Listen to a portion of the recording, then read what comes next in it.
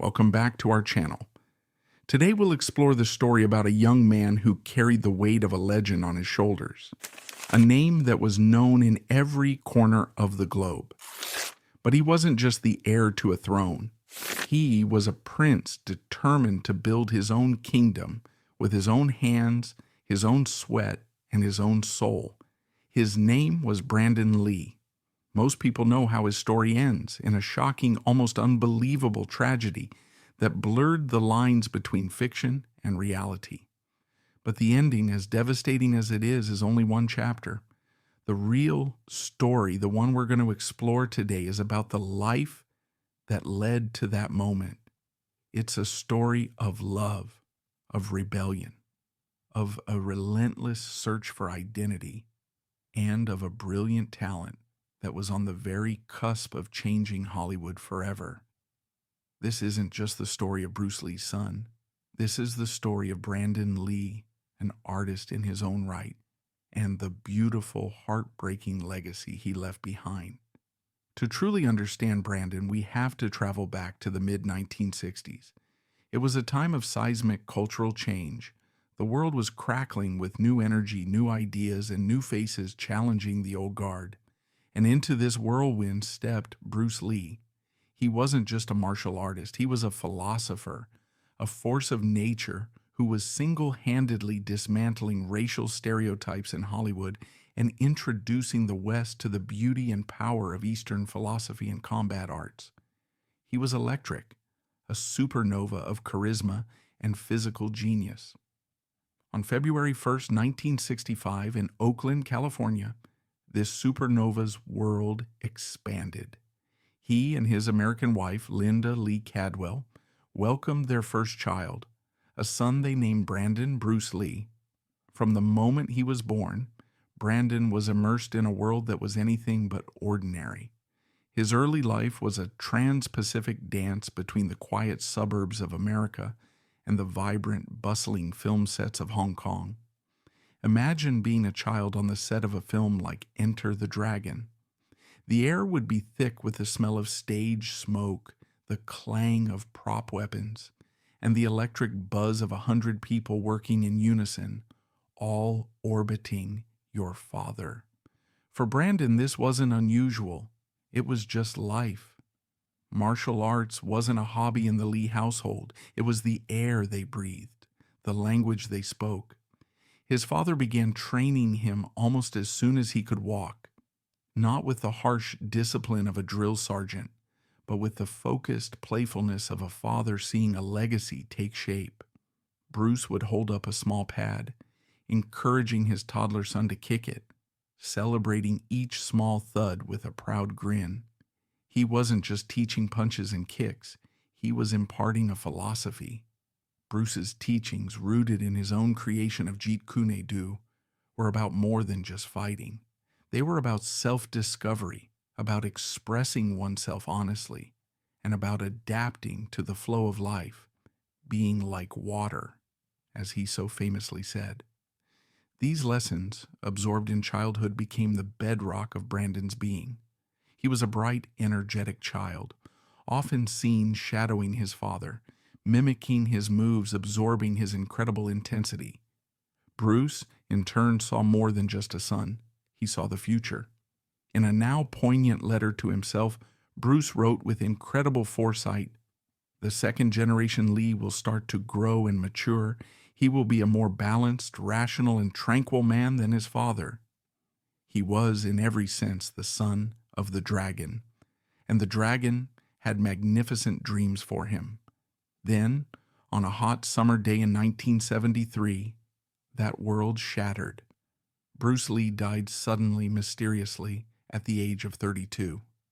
The news broke like a tsunami across the globe. For the world, it was the loss of an icon, a cinematic revolutionary gone in his prime. But for 8-year-old Brandon, it was the loss of his entire universe. His father, his hero, his teacher, his playmate was gone. The chaos that followed was unimaginable for a child. Their home was besieged by reporters. The grief was not a private family affair. It was a public spectacle, debated and sensationalized on every news channel. The family had to endure 2 funerals, a massive traditional ceremony in Hong Kong attended by tens of thousands of grieving fans, and a smaller private burial in Seattle. At the Hong Kong service, the cameras famously captured a small boy, holding his mother's hand, looking utterly lost and bewildered as he stared at his father's casket.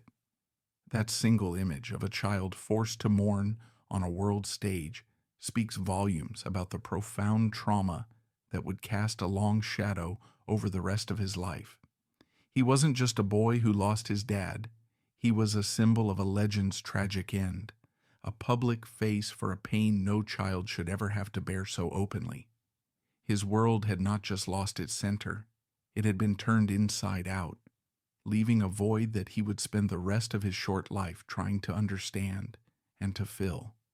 In the wake of the tragedy, Linda moved Brandon and his younger sister Shannon back to the United States, seeking a life of normalcy away from the intense media scrutiny in Hong Kong. But normalcy was a luxury the Lee family would never truly have. Brandon, now a boy without a father, was thrust into a new culture, carrying a name that was both a blessing and an immense burden. Adolescence is a turbulent time for anyone, but for Brandon, it was a crucible. He was no longer just a kid. He was the living legacy of a myth. The pressure was immense, and he began to push back. He became known as a rebel, a restless spirit who bristled against authority. He was expelled from several schools.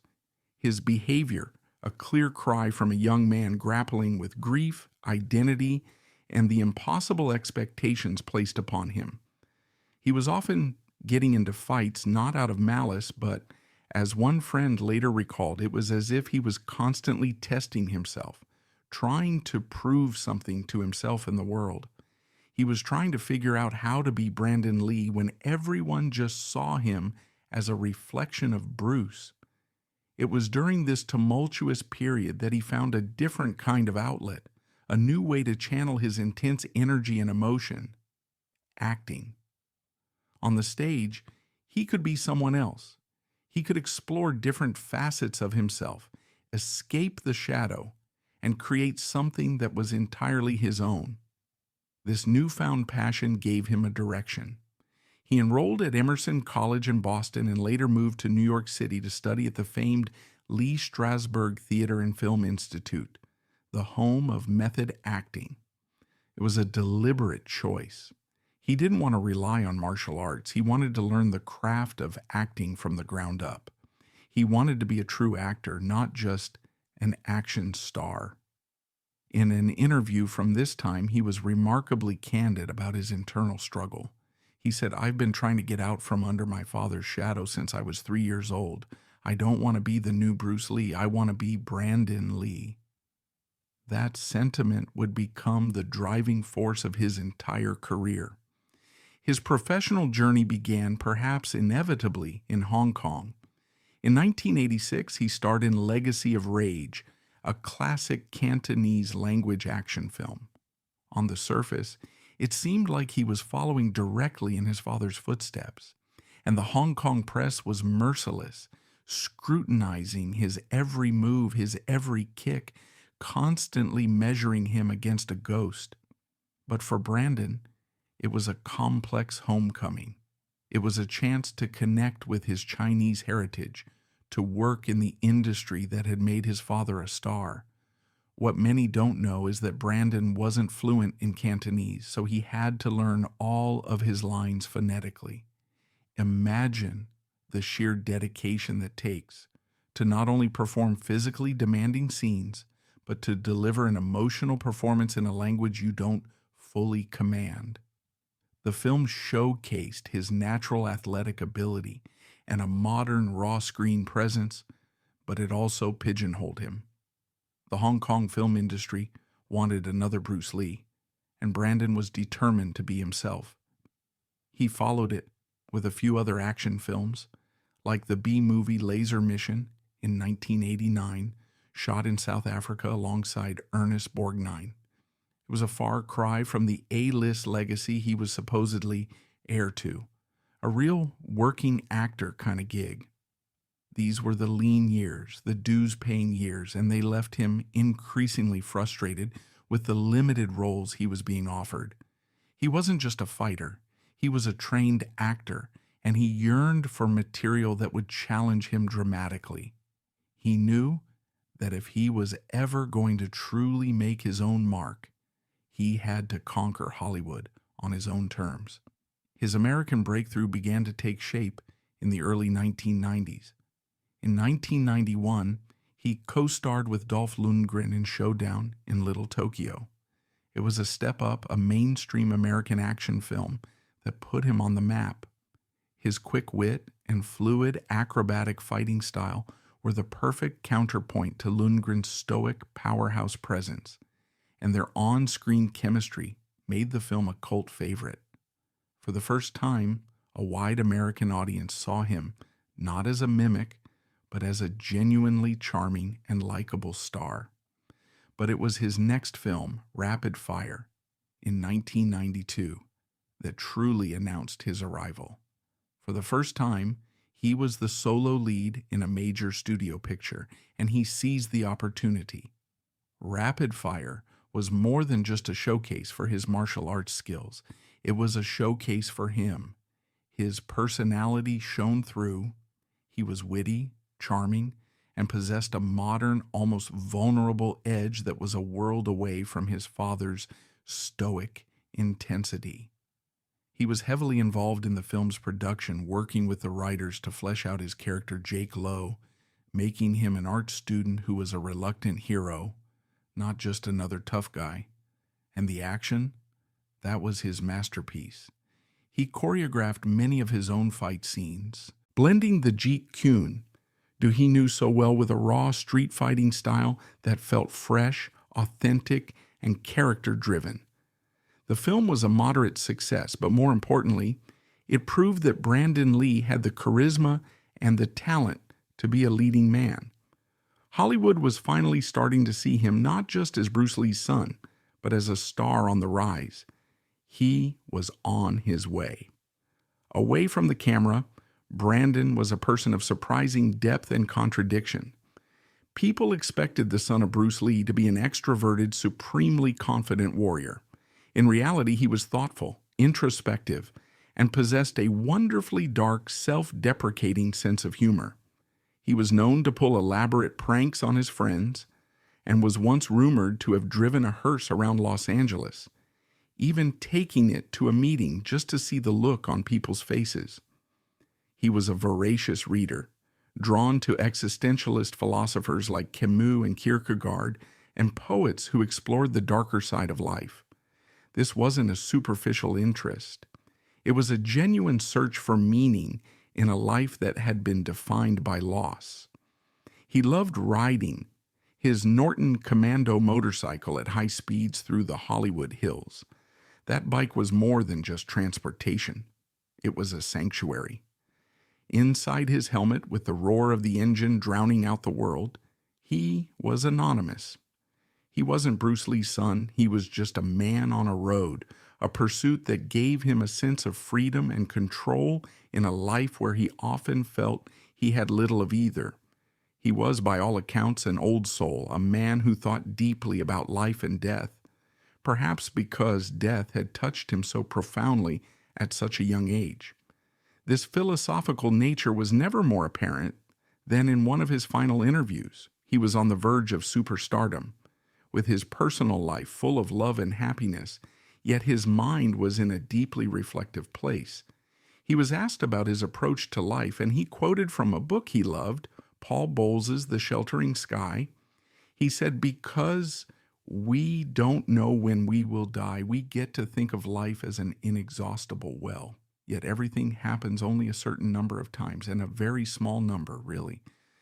How many more times will you remember a certain afternoon of your childhood, some afternoon that's so deeply a part of your being that you can't even conceive of your life without it? Perhaps 4 or 5 times more, perhaps not even that. How many more times will you watch the full moon rise? Perhaps 20. and yet it all seems limitless. For a man of only 28 to be so acutely aware of life's fragility is incredibly telling, and in hindsight, almost prophetic. It wasn't a morbid fixation, but a profound appreciation for the preciousness of each moment. It was as if he sensed on some level that his own time was finite. It's no wonder, then, that he was so drawn to the story of The Crow. The film's themes of enduring love, tragic loss, and the veil between life and death were the very concepts he wrestled with in his own quiet, thoughtful moments. The role of Eric Draven wasn't just a job, it was a conversation with his own soul. It was during this period of professional ascent that he also found deep personal happiness, a grounding force that seemed to quiet the restless parts of his soul. He met Eliza Hutton in 1990. Their meeting was the stuff of Hollywood legend, but their connection was deeply real. Brandon had walked into the offices of director Rennie Harlin, and there, working as a story analyst, was Eliza. By all accounts, he was instantly smitten. He later admitted that he was so flustered he couldn't stop talking for their entire first meeting. Their connection was immediate and profound. Eliza, or Liz, as he affectionately called her, became his anchor. In a life defined by the larger-than-life shadow of his father, Liz saw him for exactly who he was. She wasn't starstruck by the Lee legacy. She fell for the funny, intensely sensitive, and intelligent soul who loved old books and motorcycles. Friends would recall how her calm, steady presence was the perfect balance for his fiery, contemplative nature. She was his safe harbor, the one person with whom he could be completely, unapologetically himself. They built a life together in their home in the Hollywood Hills, a life that was surprisingly normal and filled with simple joys, a world away from the action hero he played on screen. They fell deeply in love, and in 1992, while on a romantic trip to Venice, Italy, Brandon proposed. It was a promise of a shared future, one built on their own terms. They were inseparable, planning a life together that was brimming with love, family, and creativity. The wedding was set for Ensenada, Mexico, on April 17, 1993, a joyful celebration planned for just after he was scheduled to wrap filming on his next and most promising project. The wedding invitations, a symbol of their limitless future, had already been printed and sent out to their loved ones. In a detail that is now almost unbearably poignant, the invitations included a small, heartfelt quote chosen by the couple to represent their love. It read, "We are one as we walk through this life and reunited in the hereafter." They were words meant to celebrate a love that felt eternal, never imagining how soon that promise of reunion in the afterlife would be so tragically tested. They were just weeks away from starting their new life together, a life of happiness that he had so deeply earned and so richly deserved. That project was The Crow. Based on a dark underground comic book by James O'Barr, it was a story of tragic love, brutal loss, and supernatural revenge. Brandon was cast as the lead, Eric Draven, a rock musician who is murdered alongside his fiancée on the night before their wedding, only to be resurrected a year later by a mystical crow to avenge their deaths. The role was a perfect fit for him. It allowed him to combine his physicality with the emotional depth and gothic sensibility he possessed. He saw it as the role that would finally define him as an actor, a role that was worlds away from the legacy of his father. He connected with the material on a deeply personal level. The story's themes of enduring love and the pain of loss resonated with the boy who had lost his own hero far too soon. He trained relentlessly for the role, getting his body into peak physical condition and learning to play guitar. He even applied his own makeup for the character, creating the iconic ghost white visage with black tears that would become a cultural touchstone. He was completely immersed, pouring every ounce of his being into the character of Eric Draven. The production, however, was plagued with problems from the start. Filmed in Wilmington, North Carolina during a cold and relentlessly rainy winter, the set was beset by accidents. A carpenter was severely burned, a stuntman fell through a roof, and a freak storm destroyed part of the set. The atmosphere was dark and foreboding, mirroring the film's grim aesthetic. Then came the night of March 30th, 1993. It was late, just after midnight, and the production was in its final days. The cast and crew were exhausted from a long, grueling shoot through a bleak North Carolina winter. The scene to be filmed was a flashback, one of the most violent and pivotal in the story, showing the moment Eric Draven is killed by a group of thugs. In the scene, actor Michael Massey, playing the character Fun Boy, was supposed to fire a .44 Magnum revolver at Brandon as he walked into his apartment carrying a bag of groceries. The gun was meant to be loaded with blank rounds which create the flash and noise of a gunshot without firing a projectile. But a catastrophic series of errors, born from corner cutting and fatigue, had set the stage for disaster. Weeks earlier, for a close-up shot, the props department, instead of using proper inert dummy rounds, had created their own. This was the first fatal shortcut. To make them, they used real cartridges, removed the gunpowder, but inexpertly left the live primer and the bullet tip. This was the first critical mistake. During the use of these rounds, it's believed that one of the primers was accidentally discharged, providing just enough force to push the bullet tip, the lead projectile, out of its casing and lodge it halfway down the gun's barrel. It was a silent, unnoticed event, a tiny metal time bomb waiting inside the steel. The gun was then put away. When it was needed for the fatal scene weeks later, a different props specialist, unaware of the lodged bullet, prepared the revolver. A properly trained armorer would have checked the barrel for obstructions as a matter of routine, but that final, life-saving check was either skipped or done improperly. The specialist loaded the gun not with dummy rounds, but with blank rounds. Blank rounds, crucially, do contain gunpowder and a primer to create the explosive effect. When Michael Massey, an actor simply doing his job, pulled the trigger, the blank round fired. The force of its explosion acted like a full-powered cartridge, propelling the bullet that was stuck in the barrel forward with almost the same velocity as a live round. From a distance of about 15 feet, the projectile struck Brandon in the abdomen. On camera, he fell to the ground, just as the script dictated. For a few moments, no one realized anything was wrong. The prop grocery bag he was carrying even had a small explosive squib inside to simulate the bullet's impact, and it went off perfectly. The crew saw the effect they were expecting.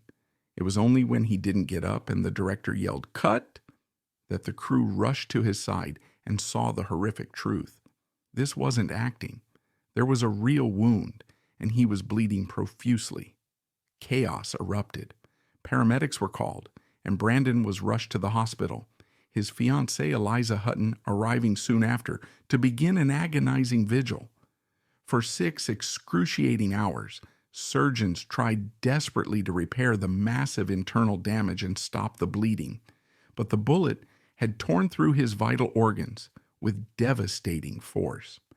At 1:04 p.m. on March 31st, 1993, after hours on the operating table, Brandon Lee was pronounced dead. He was 28 years old. The news of his death was a bombshell. It was surreal, a tragedy so bizarre and so tied to the fiction he was creating that it felt impossible.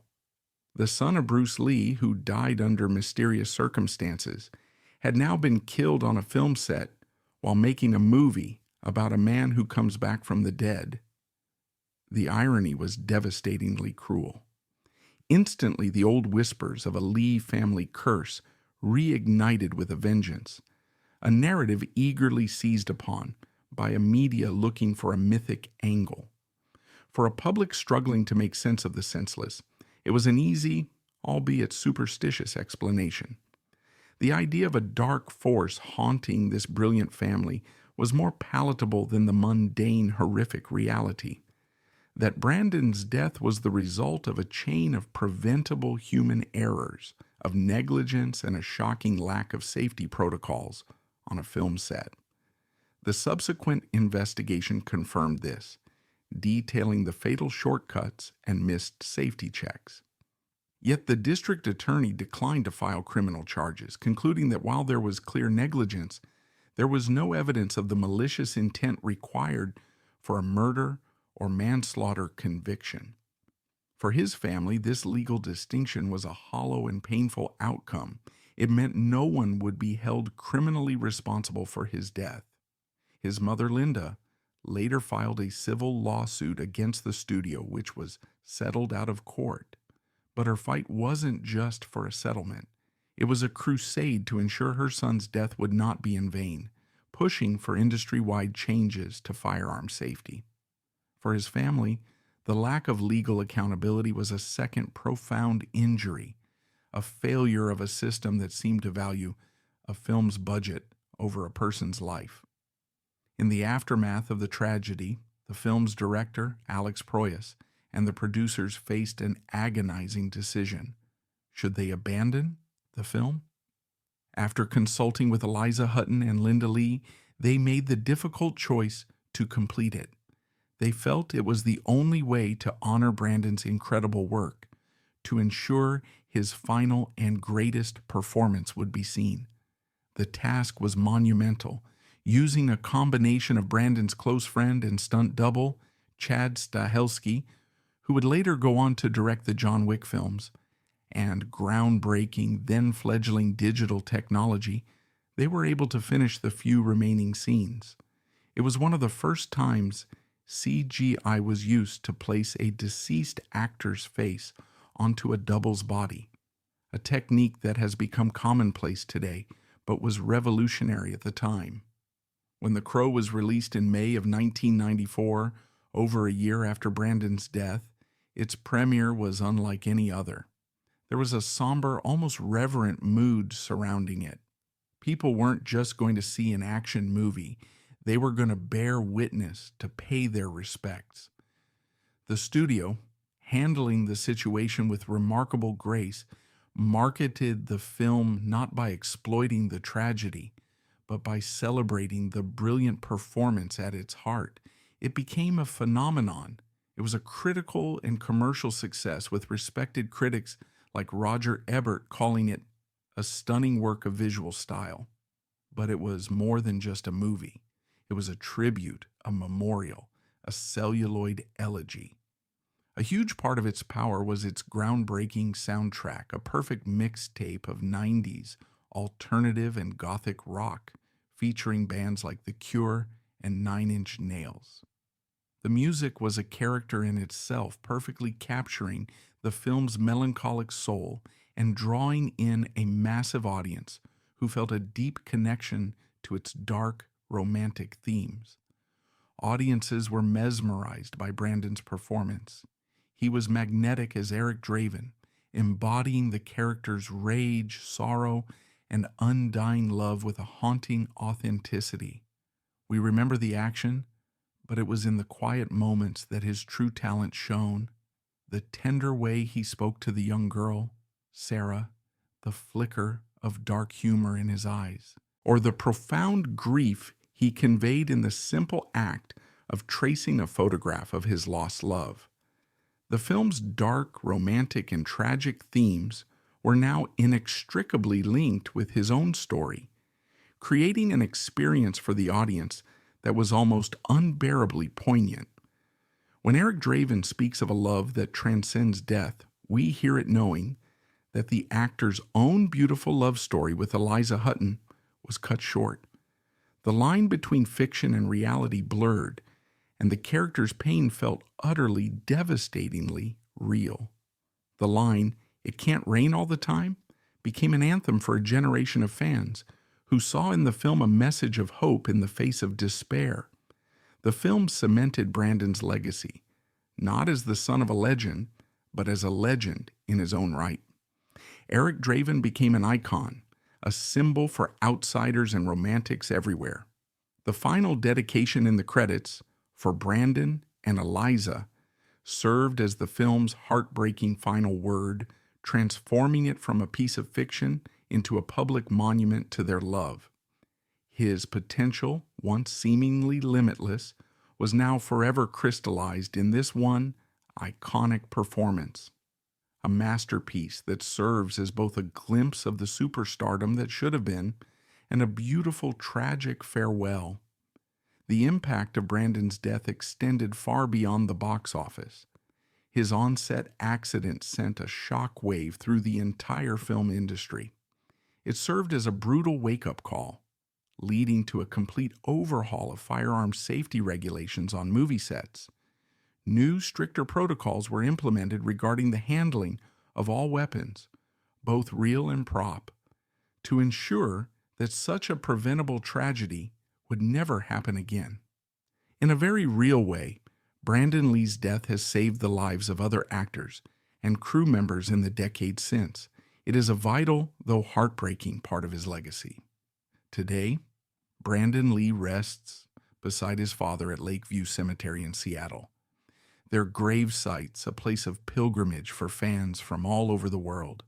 His story is a profound meditation on fate, legacy, and the cruel randomness of life. Was there a curse? There was a brilliant young man filled with passion and promise who was on the verge of achieving everything he had ever worked for. He had found his own voice, stepped out of an impossible shadow, and found a love that was meant to last a lifetime. His death wasn't the result of a mystical hex, but of a series of mundane, tragic mistakes. And perhaps that is the most heartbreaking part of all. We are left only with the what-ifs. What kind of career would he have had? Would he have become one of the biggest stars of his generation? All signs point to yes. He had the talent, the charisma, the work ethic, and the soul of an artist. But we can't dwell in the land of what might have been. We can only look at what he left behind. A small but powerful body of work, and one unforgettable, iconic final performance. Brandon Lee's life was a testament to the struggle for self-definition, and his death was a stark reminder of how precious and fleeting our time here is. He wanted to be remembered as Brandon Lee, the actor, and in the end, through his art and through the tragedy that defined it, he achieved exactly that. His light may have been extinguished far too soon, but the afterglow, brilliant and haunting, remains with us forever.